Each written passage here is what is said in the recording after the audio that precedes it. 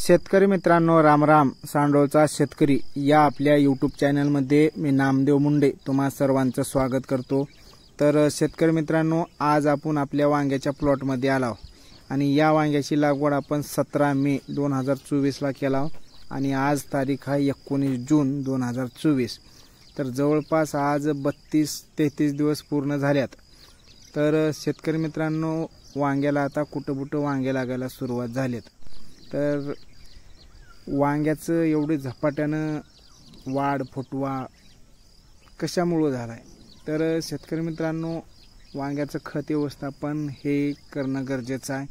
आपण mulching paper अंतरण्याच्या अगोदर Basel डोसमध्ये भरपूर खत दिलेलं आहे आणि आत्तासुद्धा ड्रीपनं भरपूर खतं चालू आहेत.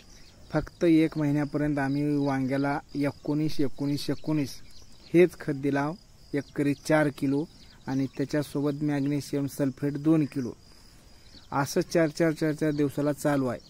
तर शेतकरी मित्रांनो, सुरुवातीला फक्त 19-19 द्या. त्याच्यामध्ये नत्र स्फुरत पालास आहे. वांग्याची झपाट्यानं वाढ होते, फुटवा होते आणि वांगी बी मोठे होतात. तर शेतकरी मित्रांनो, त्याच्यानंतर 1 महिना झाल्याच्या नंतर आपल्याला खतामध्ये बदल करायचा आहे. पुन्हा 12-61-0 एक वेळेस आणि 13-40-13 एक वेळेस अशा पद्धतीनं आलटून पलटून 4 दिवसाला द्यायचे.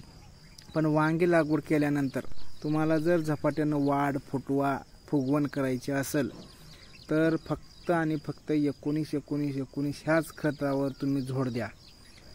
तर शेतकरी मित्रांनो, व्हिडिओ आवडला असेल तर व्हिडिओला लाईक करा, इतर शेतकरी मित्रांपर्यंत शेअर करा. धन्यवाद.